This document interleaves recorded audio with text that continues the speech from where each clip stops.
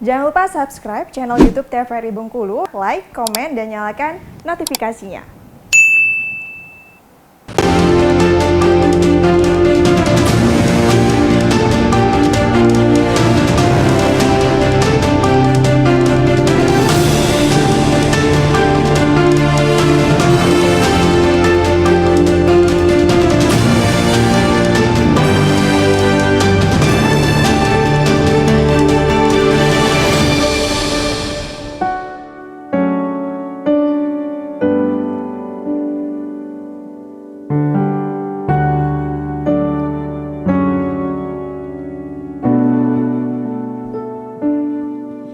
When you try your best but you don't succeed,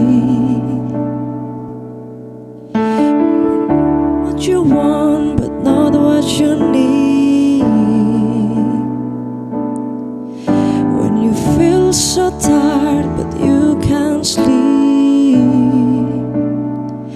stuck in reverse.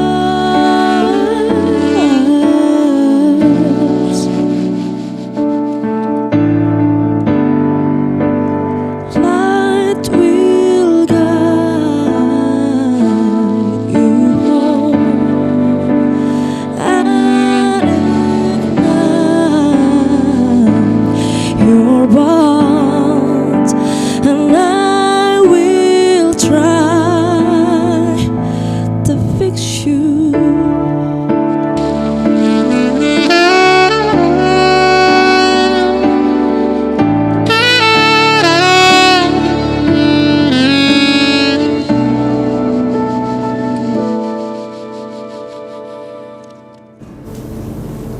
Ya pemirsa, balik lagi di Berendo Ruang Konsultasi, masih bersama saya Viva Manca dan juga dua dokter cantik ini, ada Dokter Putri dan juga Dokter Elsa. Nah, masih membahas mengenai mengatasi kolesterol pasca lebaran nih dokter. Nah, tadi kita juga sudah panjang lebar nih ya membahas pola makan sehat, juga kolesterol tinggi itu seperti apa juga sudah dibahas. Nah, aku mau tanya sebenarnya untuk penyakit kolesterol tinggi ini sendiri itu seperti apa sih dok? Maksudnya apakah dia ini konsisten seperti diabetes atau memang dia akan bisa tinggi tuh karena pola makan aja? Kalau enggak pola makannya sehat gitu, dia bisa turun lagi dokter? Ya, jadi kalau untuk kolesterol itu sendiri, kita mungkin untuk bicara prognosisnya ya, angka kesembuhannya. Jadi kalau untuk kolesterol itu sendiri, dia memang pencetus faktor resikonya udah kita bicarakan, terutama pola makan yang tidak sehat, ditambah dengan faktor resiko lain. Kalau memang seseorang itu pertama kali dicek labor dan kolesterolnya tinggi pertama kali, masih dalam batasan lebih dari 200 tapi kurang dari 250 misalnya ya, dan memang riwayat sebelumnya pola makannya yang buruk, olahraganya yang buruk, lifestyle-nya yang buruk seperti itu prognosisnya masih baik ya, prognosisnya masih baik dan bisa dibilang dia mungkin memang faktor lifestyle-nya yang buruk itu tadi ya, bukan karena faktor yang memperberat untuk dia terkena hiperkolesterolemia untuk jangka panjang seperti itu. Biasanya ini prognosisnya baik dan akan sembuh dengan tentunya dengan lifestyle dan ditambah dengan terapi sesuai dengan petunjuk dokter, dan kalau memang itu rutin dilakukan oleh seorang pasien tersebut, insya Allah dia akan bisa sembuh. Akan tetapi kalau seseorang itu tidak pertama kali, memang sudah memiliki riwayat hiperkolesterolemia ini udah lama, terus dianya itu seperti apa ya, turun naik misalnya ya, bulan ini bagus, bulan depan jelek lagi nih kolesterolnya. Biasanya ini yang disebut dengan prognosisnya tidak baik seperti itu ya. Apalagi seseorang pasien itu memiliki penyakit penyerta selain hiperkolesterolemia. Misalnya seseorang itu juga punya penyakit diabetes mellitus atau penyakit gula, ada penyakit hipertensinya juga atau penyakit darah tinggi, ada penyakit ginjalnya juga. Biasanya inilah yang prognosisnya buruk atau bisa dibilang tidak bisa lagi sembuh. Terapinya itu bukan lagi untuk menyembuhkan, bukan lagi Kolesterol, untuk ya? menurunkan kolesterolnya, tapi untuk pengontrol kolesterolnya. Menjaga ya, Menjaga dok, ya. supaya tetap stabil, supaya tetap di bawah 200. Jadi kalau dia tidak minum obat penurun kolesterol, dia pasti akan naik karena fungsinya bukan lagi untuk pengobatan, tapi untuk pengendalian kolesterol di tubuhnya, seperti itu. Jadi untuk kita yang masih muda nih memang harus ini ya, buru-buru cek dan melihat nih bagaimana kalau seperti penjelasan dokter Else tadi, kalau memang masih bisa kita perbaiki ya kita harus perbaiki segera mungkin ya dokter ya, jangan sampai terlambat nih ya. Nah dokter Santri, Dokter Putri ya, Dokter Putri ini aku mau tanya gejala paling berat untuk kolesterol itu selain pegel-pegel gitu, sakit kepala itu apalagi sih dok? Oke, karena kita tadi udah tahu ya jalan penyakitnya itu seperti apa, kenapa bisa timbul gejala tadi udah dijelaskan di awal, dia muncul kolesterol, muncul plak, jadinya aliran darah yang terganggu, itu kan tadi awal mulanya kenapa jadi penyakit. Nah kalau kita ngomongin gejala yang paling berat berarti kita ngomongin penyakit setelahnya itu. Jadi hiperkolesterolemia kemudian ujungnya jadi apa gitu kan. Kalau misalnya udah aliran darahnya terlambat ke otak, itu nanti kan bisa jadi stroke. Kalau misalnya aliran darahnya itu lambat ke bagian jantung misalnya, nah itu nanti bisa jadi juga pompa jantungnya jadi nggak kuat, atau bisa jadi darah tinggi juga, atau misalnya untuk pasien-pasien diabetes nih, itu kan juga memperburuk gejala diabetes. Oh berarti bisa menimbulkan penyakit-penyakit lain juga ya dokter ya? Karena hiperkolesterol itu cuman awal mulanya aja, awal mula dari penyakit yang lebih berbahaya lagi.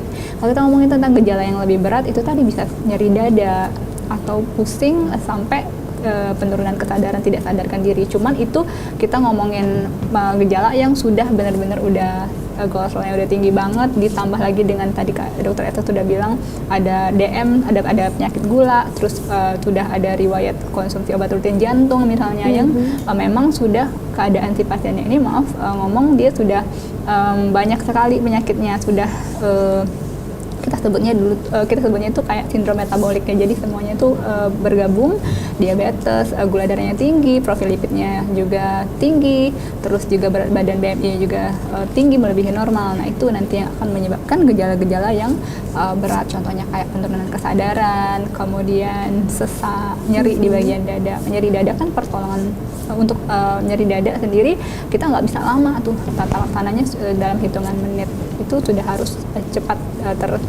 tertata laksana dengan baik. Jadi banyak lah ya penyakit-penyakit yang bisa timbul setelah kolesterol, karena kolesterol ini cikal bakalnya ya dokter ya, bisa yang lebih parah lagi. Nah tapi kalau kita sebagai manusia terkadang kan nggak tahu nih kita nih sakit apa sih, mungkin kayak ya cuma sakit-sakit doang biasa gitu, atau kecapean biasanya gitu kan. Tapi kapan sih kita nih harus ke dokter karena kita punya penyakit kolesterol ini? Itu tadi ya, sebenarnya yang paling sulit itu adalah menumbuhkan awareness atau kesadaran masyarakat untuk datang ke fasilitas kesehatan sebelum adanya gejala. Biasanya para masyarakat itu datang ketika udah sakit, udah demam, udah rasanya udah nggak enak semuanya. Jadi penting untuk kita edukasi juga ke masyarakat untuk selalu cek, karena di puskesmas atau fasilitas kesehatan itu terbuka untuk kalian yang mau cek, sekedar cek berat badan, sekedar cek tinggi badan, terus cek keseluruhan apakah ada gejala-gejala yang mengarah ke penyakit lain gitu. Nah terus juga kapan kita harus ke dokter gitu. Tadi sudah disebutkan juga, ketika kita sadar bahwa orang tua kita punya penyakit kolesterol, orang tua kita punya penyakit diabetes. Memang bukan sebagai penentu utama. Jadi tidak 100% pasti seorang anak dari orang tua yang memiliki penyakit kolesterol ataupun diabetes itu akan turun. Cuman dia memiliki faktor risiko yang lebih besar daripada orang-orang yang orang tuanya atau tidak ada garis keturunan orang dengan penyakit kolesterol ataupun diabetes. Jadi ketika kita sadar orang tua kita atau kita punya keturunan, kita punya orang tua yang punya penyakit kolesterol, kemudian kita juga sadar nih aktivitas kita biasanya cuma duduk-duduk aja, atau mungkin bekerja cuman banyak duduknya, terus mungkin ya kita sadar selama ini kita makan makanannya lumayan bablas ya, lumayan tidak terkontrol, terus kita juga mungkin selama ini kita banyak pikiran atau stres. Nah karena kita tahu bahwa kita tuh memiliki risiko untuk terkena penyakit, haruslah kita berobat atau harus kita mengecek kondisi kita ke dokter. langsung ya dokter ya. Kita yang tahu diri kita, Benar. jadi kita harus langsung bisa cek ke dokter atau mungkin ke puskesmas terdekat juga ya dok. Mungkin terakhir nih dari dokter Elsa, boleh dong kasih tahu sama pemirsa di rumah untuk cek ke dokter itu berapa bulan sekali untuk tahu nih kesehatan kita sendiri. Ya, kalau untuk memang ada familial hiperkolesterolemia ya, ada genetiknya, itu boleh 3 bulan sekali untuk mengecek profil lipid di puskesmas terdekat. Itu udah ada kok, seperti kolesterol, untuk cek gula darah sewaktu, dan asam urat juga ada di puskesmas Kota Bengkulu khususnya, itu sudah lengkap.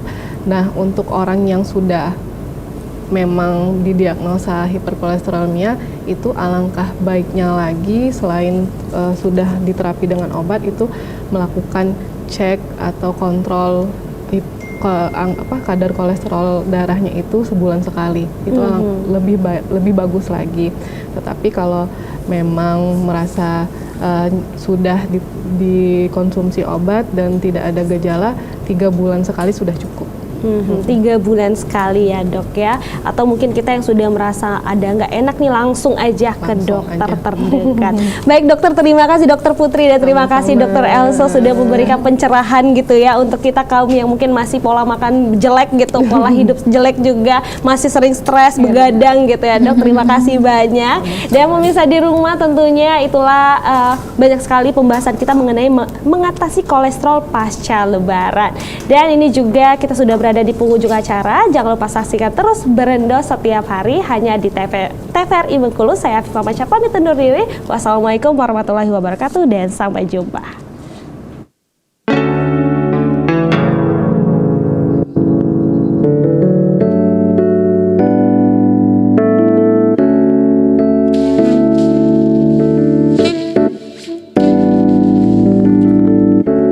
Kulihat ada yang bersinar di kedua bola matamu. Kau buat malam gelap ini jadi penuh cahaya, terang kilau pesona.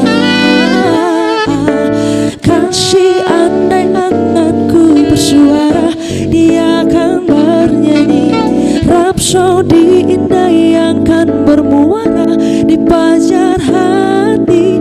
Kelingking kita berjanji jadi manis, jadi saksi bahagia hingga sang bumi enggan berputar lagi.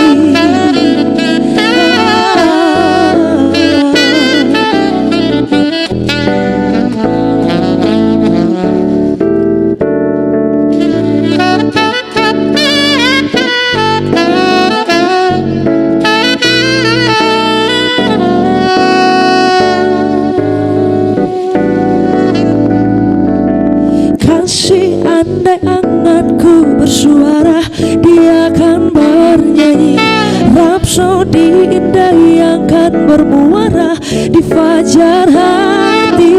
Kelingking kita berjanji jadi manis, jadi saksi